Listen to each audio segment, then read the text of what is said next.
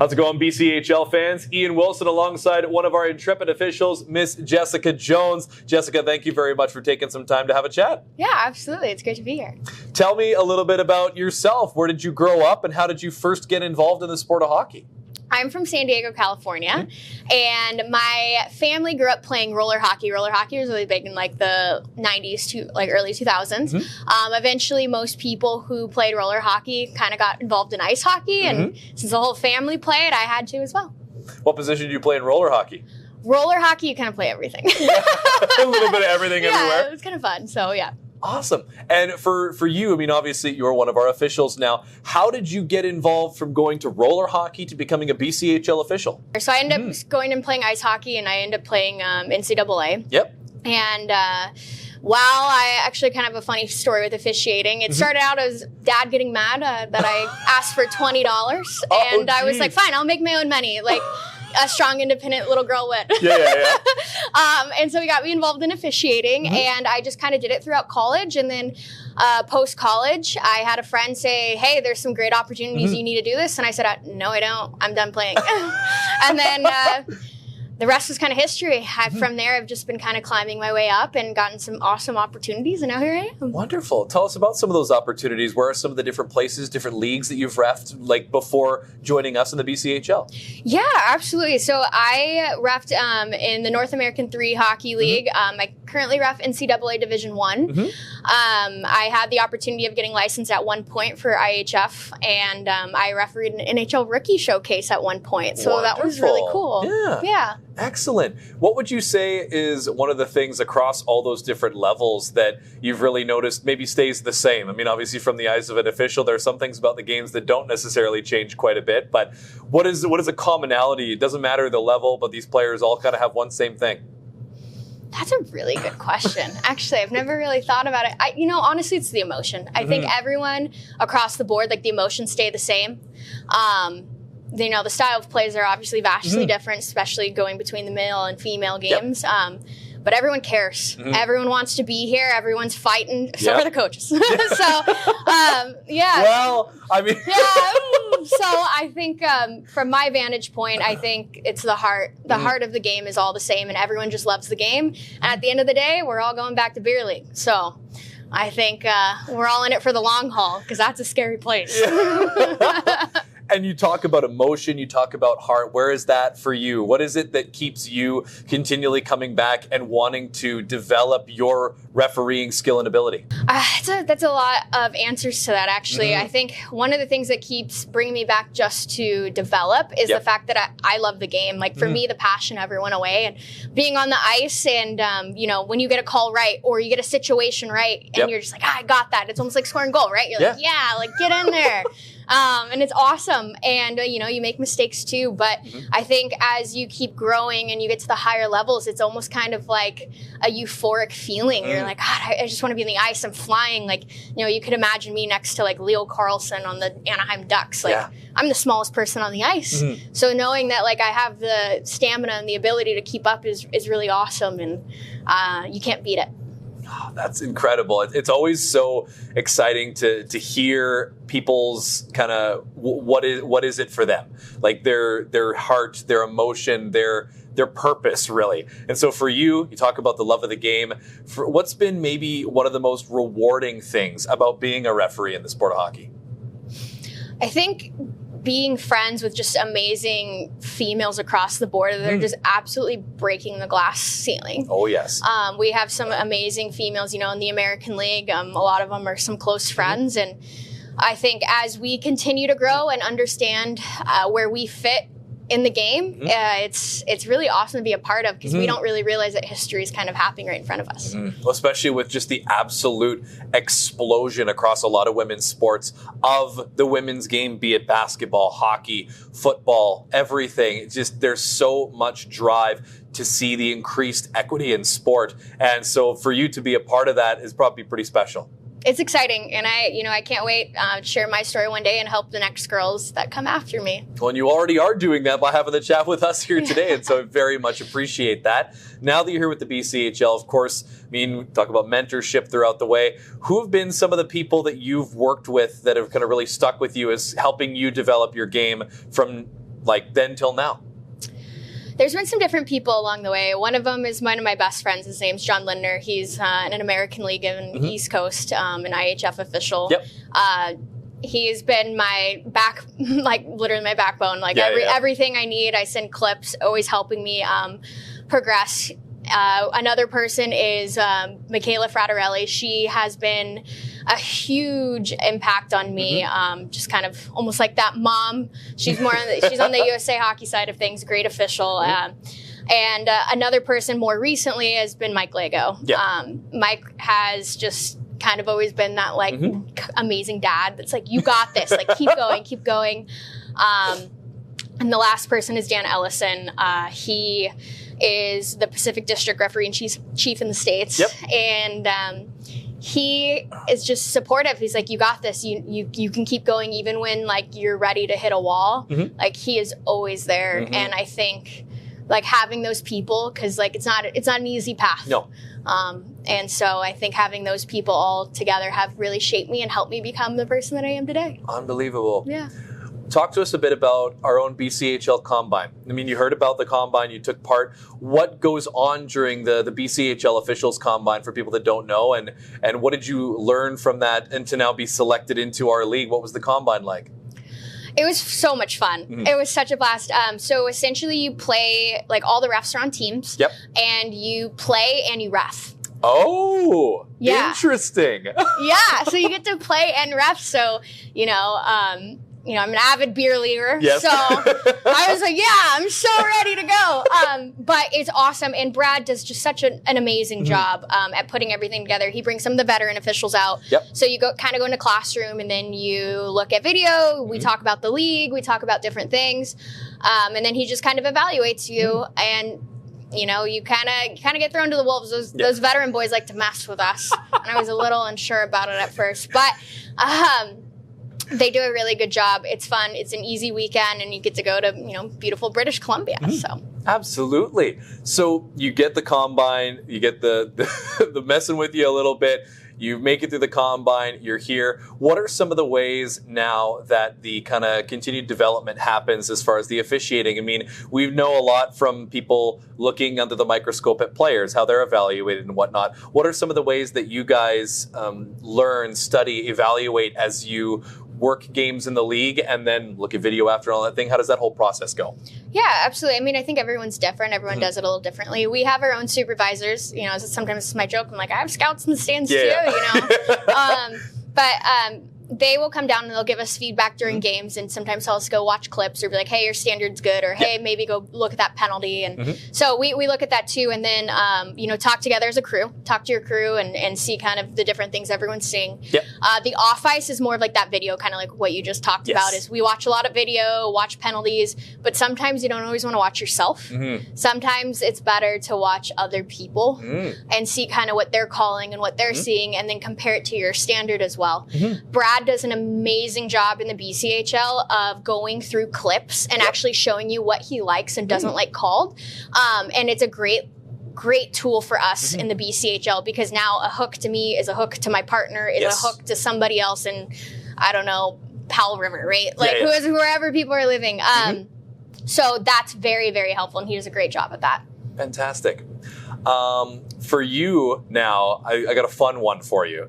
Is what is one of the funniest things that you've had to deal with as a referee? Like, what's one of the most unique situations that you've had to come up with a call for, or something that you're like, well, that's never happened before? Like, anything like that pop to mind? I had a situation where the net wasn't fully down on the ice, but you couldn't tell. You had no idea.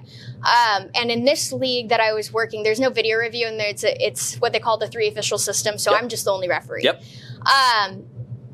The puck got stuck under the side of the net, but it was kind of that move that players are doing where they like deke and then they fake with just like one hand, and it goes slow into the goalie. Well, it got caught in the side of the net.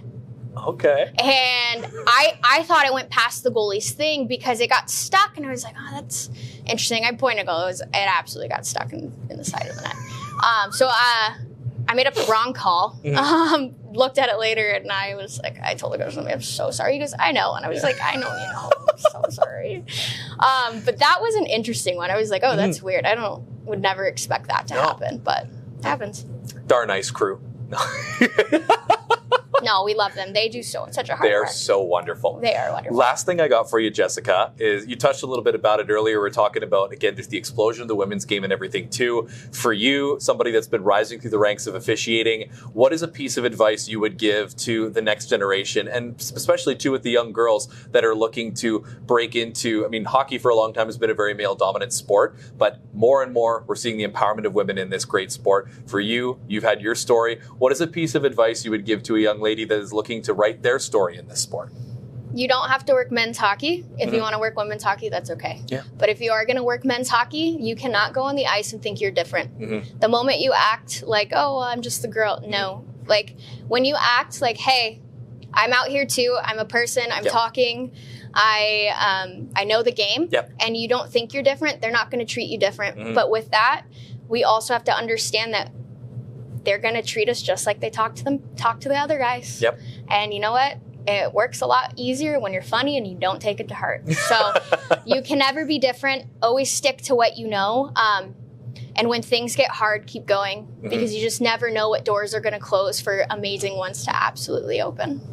Unbelievable. Thank you so much, Jessica. Very much appreciate you taking the time. Good luck as the season goes on. Thank you. I can't wait to be back. Thanks.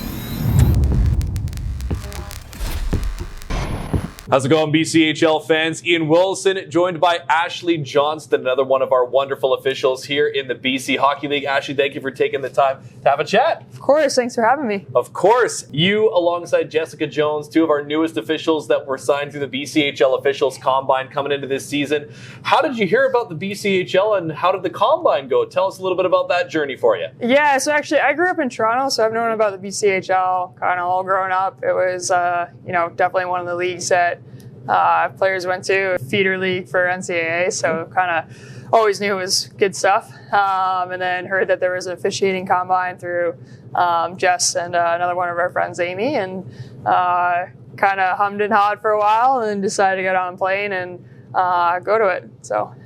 And here you are. So tell us a little bit about your experience and history in the world of sport and hockey. How did you first get involved in hockey, and at what point did you transition to the officiating side of things? Yeah, so started playing in the Toronto area. Actually kind of a little bit of a funny story, but really started a little bit late, like fourth grade. Doctor told my parents I was a little bit chubby. It was time to do some sports. So naturally, hockey was kind of the thing at that time, and I started doing it and loved it. I went on and played college hockey at Union College in upstate New York, and then played in the original, NWHL. So played there for the New York Riveters for a few years, and was able to win kind of the league championship there, which was awesome. And then started coaching for a bit. I went back to school and had somebody locally kind of keep bugging me to ref. And when you're in school and you get a little bit of side money, great thing. So asked her about it finally, and really thankful that she was pretty persistent in getting me into reffing. So fantastic. Yeah. What position did you play as a player? You mentioned playing for the Riveters and whatnot, and winning a league championship too. Congratulations on that, and especially the NWHL. That's no small pond to be a part of. Yeah, it was a really awesome experience. I played defense, played forward kind of growing up, and then switched to defense right before college. So fantabulous. Yeah.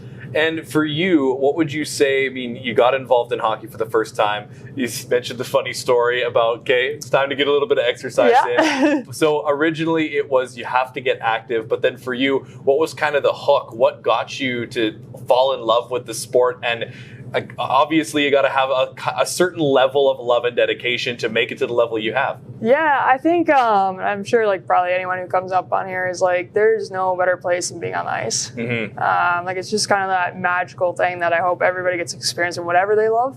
And for me, it happened to be hockey, and I'm happy that I was able to figure that out, just because it's just like time stops, nothing else matters, and it's just a pretty awesome area to be around. And I think that's why I've always kind of tried to stay involved and around that, because it's life's short. It's awesome to find something that you love like that. And you keep with the passion now to continuing to ref, continuing to be out on the ice. For you as an official, what has been one of the most rewarding aspects of that? Finding players like myself, both rewarding and challenging. But no, it's nice to kind of be able to relate with some players, like in the sense of like, hey, like I understand like kind of why you see it like this, or why this happened, or why we're upset right now. And then kind of like, instead of it being like a us versus them, it becomes like that's where you can like coach a little bit, like, hey, like next time if it looks like this, or here's the difference, or here's what I'd change, and then maybe we have a different outcome. And I feel like those conversations go a lot better and kind of build a rapport and a respect that I think that's been lost a little bit between players and officials, or even coaches and officials, and having that background of like playing at a high level, coaching at a high level, and now officiating, I can kind of, I'm not going to say fully understand, but like at least relate a bit of like, okay, what would I be thinking in this situation? So. Talk to us a bit more about your coaching experience. What for you, as far as everybody transition from player to a coach, it's not easy, but you talk about there being all the different kind of personalities that could be on a team, and you know yourself from being in the player that when you try and get back into their shoes, it gives you a bit more insight. For you, tell us a bit more about the coaching experience. Yeah, so I coached, kind of was assistant coach or volunteer coach for a while in different college programs, and then in the NWHL. And last year was actually full-time with a Division III school. And really, I know you hear more and more about this, but for me, I really think coaching is like a relationship. Yes. And, done are the days of that hard coaching, like they're over. And I really think it's like there's not a lot more rewarding than seeing the work that an athlete puts in to mastering their craft and being able to support and provide all the tools to help them achieve whatever they're trying to achieve. And I think that that's like a really beautiful journey to be a part of, and like really, again, just really rewarding. Yeah. So. Your heart's definitely been in the right place with it, which is awesome to see. Because, I mean, you talk about that old guard, the days of the hard-nosed coaching, and there's still a bit of that. There's still that tough love that exists within the game. But to create that culture where the players can flourish and thrive and not do so out of fear or out of like not wanting to disappoint, but out of the kind of desire to get better, to strive to be the best version of themselves. Yeah, and that's like part of like the relationship part, is it's not always going to be like, me saying like, being a cheerleader. Yeah. Like sometimes it's going to be like, hey, you were wrong, or like that wasn't right. But you have to have that like baseline fundamental relationship in order for a player to not shut down, or to figure out what is the best way to deliver that information in a way that's going to actually like help them overcome whatever obstacle they're at. For you, let's go back to the reffing side of things. For you, who are some of your kind of maybe people you looked up to as officials when you first started, and some of your mentors that helped you get to this position now? Yeah, so definitely like Z Howards, who I mentioned before, like was pretty incredible, and sticking with it and making sure that I started officiating. So like that was huge. And then like playing, there was a couple officials that I like really thought like did a good job and enjoyed, and then getting to be on the other side and learn from them. Like Chelsea Rappin's one of them, was like, I always remembered like being like, oh, she does a good job like managing things, and then getting to kind of see how she does it. And then, like Dave Madsen's been an awesome, helpful voice for me, and just like learning, which has been, like there's a huge exponential growth curve in the learning side for sure. And then definitely Laura White has been one that's been a great mentor, and Michaela Fratinelli has been awesome. Frat, she's 5'2", and when I was playing, she's a linesman. I used to be like, how the heck can you see around me right now and still get the right call? Like I don't like what? Like this shouldn't be the case. But those are just a few people that have been absolutely awesome for me. So.